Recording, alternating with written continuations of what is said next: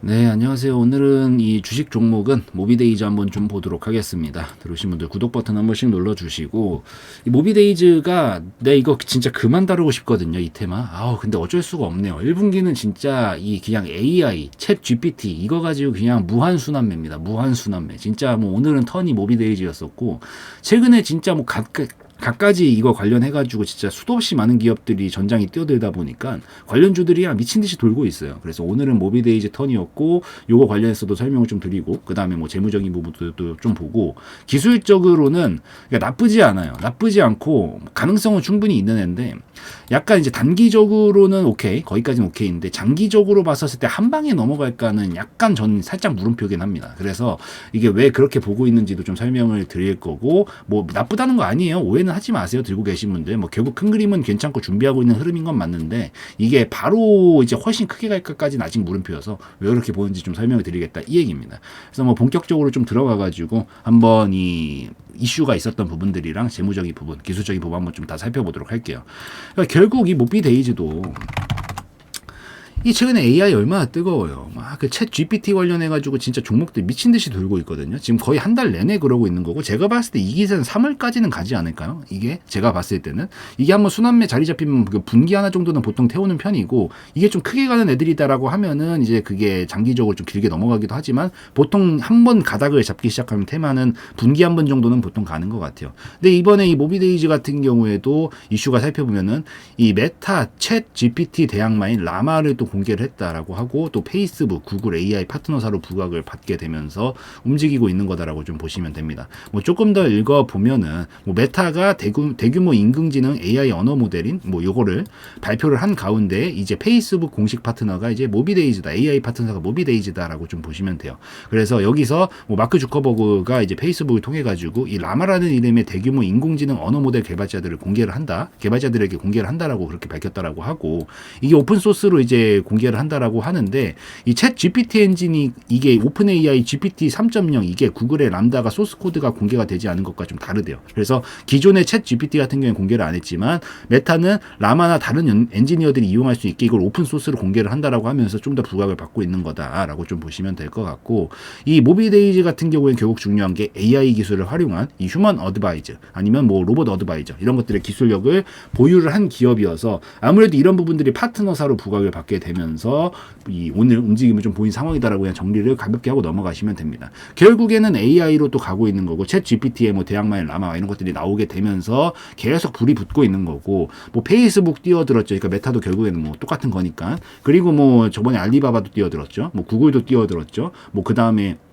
엔비디아 뛰어들었죠. 다 뛰어들고 있어요. 전 세계에 네노라는 기업은 다 뛰어들고 있다. 그래서 당연히 그 네노라는 엄청난 기업들의 자금력을 바탕으로 앞으로 이거를 발전시켜서 나가겠다는데 뭐 누가 막을 수 있겠어요. 그러니까 이 흐름을 막을 수가 없기 때문에 결국 계속해서 이런 것들이 부각을 좀 받고 있는 거고 제가 봤었을 때 1분기까지는 어쨌든 테마라는 것도 안 쉬지는 않거든요. 뭐 우리 2차 전지 막 2년 전에서부터 막 엄청나게 부각받았고 막 테슬라 미친 듯이 날뛸 때 그때 부각받고 나서 뭐 계속 가진 않잖아요. 뭐 또 쉬어가는 구간 잠깐 형성할 때 다른 테마로 넘겨줬다가 최근에 또 2차전지 조금 더 움직이고 있더만 배터리랑. 그래서 이게 계속 한번 받고 쉬고 가는데 보통 이 턴이 뭐 짧게 가면 한 분기 하나고 좀 길게 가면은 뭐 1년까지 가기도 하는데 이게 우선 기본적으로 분기 하나 정도는 좀 갈 수 있다라고 보고 있고 이번 1분기에 이번에 이 챗 GPT가 좀 이 시장에 두각을 나타내게 되면서 1분기도 이렇게 좀 가고 있기 때문에 제 생각엔 3월까지는 계속 순환매 돌리면서 모든 종목들이 다 미친 듯이 간다라기보다는 약간 순환 장세를 좀 만들어 놓고 이런 식으로 계속 종목도 돌려가면서 움직이는 관련사들 막 움직이면서 이런 움직임들을 좀 보여줄 가능성이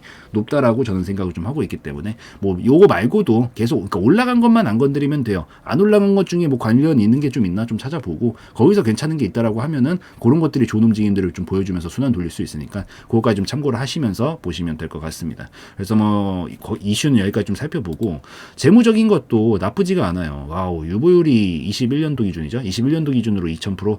야 2000%면 진짜 회사의 자금력도 충분히 유보금이 충분히 많이 쌓여 있다라는 거죠. 뭐 영업이익도 뭐 충분히 흑자는 놔주고 있고 부채 비율 같은 경우는 188% 약간 높긴 한데 뭐 이 정도까지는 오케이요. 와우 이자 보상 비율은 보통 1을 기준으로 보는 건데 117배면 압도적인 수치죠. 아주 괜찮습니다. 아주 괜찮고 재무제표 올해 것도 좀 봅시다. 올해도 적자 안 났네. 흑자네. 흑자 유지를 해주고 있고, 무슨 21년도만큼의 막 엄청난 이 영업이익까지는 아닐 것 같긴 하지만, 그래도 뭐 흑자를 유지고 해주고 있다라는 점에서 뭐 우선 나쁘지는 않아 보입니다. 그리고 당기순이익은 적자가 좀 나긴 했는데, 뭐 이유가 있겠죠. 이런 것들 같은 경우에는. 이런 것들은 좀 이유가 있을 거긴 한데, 기본적으로 영업이익 기준으로 흑자는 나 있기 때문에 위험한 수준까지는 아니다라고 좀 보고 있어요. 그리고 자본금 대비 자본 뭐 충분하고, 부채 비율은 약간 많이 줄어들었네요. 부채 비율이 많이 줄어들었네. 그래도 이 올해 2022년도 같은 경우에는 여기서 자본금이 많이 늘었기 때문에 그래서 같이 자기 자본이 늘어나게 되면서 이 부채 비율이랑 맞출 수 있게 된 거죠. 나쁘지 않습니다. 재무적으로 나쁘지 않아요. 단기순 적자 났다라는 것만 좀 신경 쓰면 될 것 같은데, 뭐 이런 부분들까지는 사실 뭐 영업이 어쨌든 흑자폭을 유지를 해주고 있다라고 하면은 크게 문제는 없다라고 생각을 하고 있어서, 뭐 매매적으로 접근하는데 뭔가 별다른 사항은 없을 것 같습니다. 그래서 뭐 깔끔하게 매매적으로 그냥 접근해 보면 될 것 같고, 그러니까 접근한다라고 했었을 때는 신경 안 써도 될 것 같고, 이제 기술적으로 넘어가서 좀 살펴보면은, 제가 이제 아까 서두에서 말씀을 드린 게 있잖아요. 이 서두에서 좀 말씀을 드린 게 뭐냐면은, 이 모비데이즈가 그림은 나쁘지 않아요. 누가 봐도 준비를 하고 있는 거예요. 지금 하락각은 이제 끝났죠. 하락각은 끝난 거고, 끝나고 나서 행보각으로 넘어가고 있는 건데, 뭐 보통 파동의 움직임 자체가 한 방에 절대 못 간다라고 제가 이제 막 말씀을 많이 드리잖아요. 이게 이렇게 못 갑니다. 이렇게 못 가요. 이렇게는 못 가고, 보통 중간 과정에서 행보각 만들어서 이 왔다 갔다 해준다 그랬어요. 해주고 나면 왜 해주냐? 하락각이 계속 깊었으니까 이 하락하려던 힘이 한순간에 막 진짜 물거품처럼 사라지지는 않아요. 그러니까 돌파가 나왔다. 좋은 거예요. 이제 더 이상 추가적으로 하락 악셀을 밟지는 않겠구나라고 생각을 하면서 볼 수 있는 시점이라는 건데, 이게 그렇다라고 해서 악셀을 안 밟았다고 멈추는 건 아니잖아요. 브레이크를 밟아도 오려고 했었던 힘들은 남아있기 때문에, 그래서 계속 하락 압력은 당분간은 좀 계속 받게 된다. 그래서 얘가 이렇게 가고 싶어도 못 가고, 올라가려고 하면은 하락 압력이 그동안 오려고 했었던 힘들이 있기 때문에 횡보각을 좀 태우면서 갈 수밖에 없는 게, 이 하락각들을 죽이기 위해서. 그래서 횡보각을 보통 태우게 되는데, 지금 그 작업 중이다라고 좀 볼 수 있어요. 그래서 저는 보통은 횡보각을 태우고 있는 종목들을 들어가는 걸 좋아합니다. 뭐 물론 약간 시간을 단축할 수 있는 방식은, 횡보각을 만든 다음에 돌파각이 나올 때 사실 들어가는 것도 시간을 단축할 수 있는 방식이긴 한데, 이게 돌파가 나올 때 사람 차이예요. 이거는 나쁜 건 아니에요. 돌파 매매도 나쁜 건 아닌데, 저는 약간 조금 더 안정적인 진입가에서 시간 투자에 더하더라도 끌고 가는 것들을 좋아하는 타입이다 보니까 사실 그런 거고, 뭐 이런 데 돌파하고 나서부터 이제 충분히 진행이 되고 나면은 각도를 바꾸면서 움직일 수 있는 그런 시작점이 열리는 구간이기 때문에, 이런 구간들이 좀 중요하다. 대신 오늘 같은 경우에는 우선 돌파 마무리는 하려나 못 하려나 아직 동시효과거든요. 이제 딱 끝날 때 됐는데 한번 좀 볼 건데, 기본적으로 여기는 돌파 못 하겠죠. 오늘은 지금 1257원에 끝났네. 예, 지금 끝났네요. 1257원에.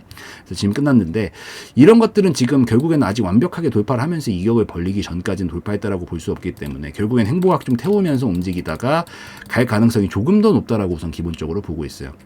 그리고 단기적으로는 사실 한번 또 꼬리를 만드는 한이 있더라도 쳐줄 수는 있거든요. 이런 것들이 이렇게 지금 올라오고 나서 단기각이에요. 지금 보는 건 이 단기각이 이렇게 만들어 놓고 한번 돌파 시도를 조금 하고 있는 이런 시점이기 때문에, 여기서 한번 쳤을 때 한 1,500원 정도까지는 가능성이 조금 있습니다. 그래서 단기로 보시는 분들은 저라면은 뭐 우선 지금 절반 털고 1,500원에서 전량 털 것 같아요. 물론 저도 여러 가지 지표들을 볼 거 아니에요. 여러분 각자 사람마다 좀 다르긴 하겠지만, 근데 저는 1,500원부터 1,600원에 보고 있는 지표들이 하나 막히는 것도 있기도 하고, 떨어졌던 폭에 보통 절반 정도 올라오고 나면은 한번 다시 꺾었다 가는 파동들이 워낙 많기 때문에, 우선 단기적으로 내가 지금 들어가가지고 본다라고 하면은 다음 목적 지점은 1,500원에서 1,600원 정도까지일 것 같고, 큰 파동이 한 방에 넘어가긴 쉬워 보이지 않아요. 아직까지는. 이게 왜냐면 오늘 거래량 우선 너무 많이 나왔어요. 우선 거래량이 너무 많이 나왔다. 너무 많이 나왔기 때문에, 이 거래량이 너무 많이 나오면 제가 나쁜 건 아니라 그랬어요. 그러니까 위치는 좋아. 누가 봐도 이상하잖아요. 지금 누가 봐도 이상하단 말이야. 장대양봉 뽑고 거래량 뽑고 막 난리치고 진짜 난리를 치고 있는 것들을 봤었을 때, 흐름 바꾸고 싶어가지고 좀 안달이 나 있는 상태고, 충분히 돌파각을 만들고 가고 싶다는 의지는 표명을 좀 하고 있다라고 보고 있어서, 장기적으로는 저는 좋다라고 보는데, 기본적으로 거래량이 너무 많이 나오면 단기적으로는 힘이 붙였다라고 볼 수 있는 그런 가능성이 높다. 왜냐하면 매도세가 쏟아졌다라는 반증이에요. 그러니까 막 거래량이 1대1로 교환을 하는 거다를 항상 기억을 해야 돼요. 이게 이해가 안 되면은 나중에 돼도 이게 싹수가 좀 노래져요. 그러니까 전 이게 이해를 하고 나서부터 무궁무진하게 좀 펼쳐져 나갔거든요. 매매 방식들이.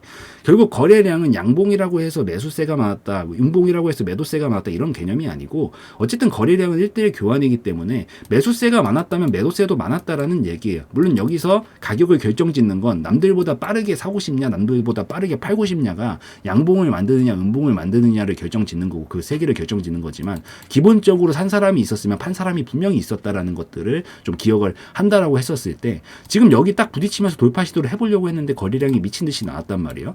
그만큼 매도세가 많이 쏟아졌다라는 거예요. 여기서도 매도세가 막 쏟아지고 여기서도 쏟아지고 오늘 들어왔었던 단타 물량들도 있겠죠. 이것도 못 갈 거라고 생각하고 하는 물량들 많아지고 막 이랬다라는 소리이기 때문에 전투를 너무 치열하게 했어요. 너무 치열하게 해서 이게 거래량이 많이 나온 거거든요. 그러면은 보통은 뭐 물론 못 넘어간다까지는 아니에요. 물론 이런 부분들을 뒤엎고 적은 확률이긴 하지만 그냥 가버리는 경우도 분명히 존재는 합니다만 그냥 저야 뭐 분석해서 올리는 입장에서는 일반적인 그림들로 좀 이해를 하고 보는 것들이 좀 더 적절하지 않나라고 생각을 하기 때문에 그래서 그런 관점에서 설명을 해준다라고 하면은 거래량이 너무 많이 나오면 기본적으로 전투가 치열했고 전투가 치열했으면 어떻게 돼요? 힘이 좀 빠질 수 있다는 얘기죠. 연료는 한정적이고 그러니까 우리가 막 전쟁을 하는데 물자는 한정적이잖아요. 어디까지 끌고 갔어. 막 이렇게 끌고 갔어요. 여기에 막 무기 싣고 가죠. 식량 싣고 가죠. 막 식수 싣고 가죠. 막 이런 거 다 싣고 간단 말이에요. 근데 무한정으로 이거 가지고 무한정으로 싸울 수는 없잖아요. 어느 순간 되면은 소모전이라고 표현을 하죠. 소모가 막 되는 거예요. 이쪽도 소모가 되고 있겠지만 이쪽도 소모가 되고 있어요. 근데 이게 소모전을 크게 했으면 크게 했을수록 물자가 많이 남아 있지 않기 때문에 다시 본토에 가가지고 물자를 가져오든지 아니면은 불러가지고 물자를 끌고 오라고 하든지 시간이 필요하단 말이에요. 그래서 그런 관점에서 봤었을 때 거래량을 너무 많이 써서 힘을 많이 썼기 때문에 지금 아직 충분할 정도의 자원이 확보됐다라기보다는 한번 소모전 펼친 것 정도로 보이기 때문에 약간 눌렀다가 다시 쉬었다 가야 될 가능성이 조금 더 높아 보인다라고 좀 판단을 하면서 큰 그림으로 갈 때는 그렇게 좀 보시면 될 것 같습니다. 그래서 결국에는 지금 이 구간에 돌파하냐 마냐 싸움을 할 건데 단기적으로는 물자 보충이 조금은 돼 있어서 한 번 더 치면서 1,500원 내지 1,600원 정도까지는 한 번은 가능성이 있지만 이게 이렇게까지 넘어갈 가능성은 전 높지 않다라고 보기 때문에 그래서 될 수 있으면은 이번에는 단기 파동으로 좀 잘라서 끊어먹고 그 다음에 다른 순환매 좀 돌리면서 시간 좀 보내다가 올라갔다 다시 떨어지는 순간이 오겠죠. 뭐 그냥 가면은 어쩔 수 없는 거예요. 그거는 어쩔 수 없지만 확률적으로 접근을 했을 땐 단기 파동까지는 가능성이 있지만 장기 파동은 시간이 더 필요하다라고 보기 때문에 그래서 그냥 가버려도 어쩔 수 없는 거고 가버리면 어쩔 수 없는 거예요. 어쩔 수 없는 거고 안 간다라고 했을 때는 여기서 잘 익절을 했기 때문에 다른 것들 종목 돌리고 있다가 다시 타점이 온다. 뭐 한번 여기서 시도를 좀 한 다음에 다시 각을 좀 행보각을 만들어 주면은 이게 하락각을 이만큼 태웠기 때문에 이 정도까지는 이어져도 되거든요. 이 정도까지는 충분히 이어져야 이게 하락각이 어느 정도 소멸이 되거나 급락이 나왔던 파동이라서 좀 더 행보각 만들고 다시 밑에서 좀 받아가지고 공략하는 관점이 좀 더 적절하지 않을까라고 생각이 됩니다. 그리고 오늘 어쨌든 신호는 좀 보여줬기 때문에 다음에 거래량 조금 더 줄어들다가 그 다음 돌파각이 만들어질 때쯤은 돌파 가능성이 높다라고 봐서 장기적으로 볼 때는 시간이 조금 더 필요해 보이고 단기적으로는 지금 가능성은 있으니까 짧게 끊어먹고 나오자라는 관점으로 보면 됩니다.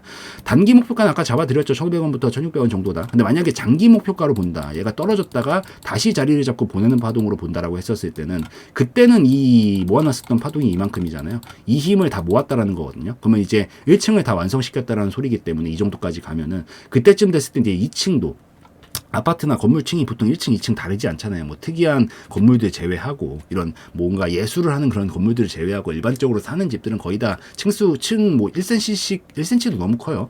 몇 미리씩 차이는 날 수 있겠지만 그래도 그렇게까지 큰 차이가 안 나기 때문에 모아놨던 힘만큼 건물을 또 다시 2층 쌓는다라고 했었을 때는 대략적으로 그 다음 장기 목표치나 2,500원 정도 앞전에 있었던 요 매물 구간까지는 그 다음 가능성이 열릴 수 있으니까 장기로 보실 분들은 요 밑에서 받아가지고 올라올 때 여기서 절반 털고 나머지는 여기까지 좀 끌고 가는 방식으로 시간을 더 투자한 다음에 멀지는 않고 한 몇 달 정도 있다가 좀 더 보면 될 것 같고요. 단기적으로 지금 들어가 있다라고 하면은 이번에도 나쁘지 않았고 이 자리도 나쁘지 않았고 지금 조금 더 아직 힘은 붙어 있을 때 한 번 더 칠 수는 있으니까 거기서 1,500원에서 1,600원 정도 사이에서 익절을 하고 그 다음 파동 그리는 거 보고 재진입하는 전략이 조금 더 적절해 보인다라는 식으로 좀 판단을 하시면서 다음 그림들 그리시면 좋을 것 같습니다. 그래서 뭐 이 정도면은 충분히 모비데이지는 문제는 없을 것 같고 얘는 이제 여기는 깨트리면 안 되겠죠. 동전 주기도 하고 아마 안 갈 것 같긴 한데 혹시 가면은 계단식 하락으로 바꿔서 지금 올라가는 시나리오를 반대로 바꿔서 생각하면 돼요. 그래서 떨어지면 또 이만큼이 무너지면서 하락 파동으로 가게 될 수 있으니까 뭐 700원 정도는 깨트리면 안 된다라는 것만 기억을 하고 이 안에서 지금은 짧게 나중에 조금 더 크게 먹는 전략으로 구사를 하면은 조금 더 효율적인 매매가 될 수 있을 거다라고 저는 생각을 하기 때문에 요 점 참고하시면서 나름대로 좀 기준을 가지고 보시면 좋을 것 같습니다. 그래서 모비데이즈 여기까지 해가지고 설명 다 드리는 걸로 하고 오늘 영상에서의 내용은 저의 개인적인 견해였으므로 참고용으로만 보시라는 말씀 드리고 마무리 짓도록 하겠습니다.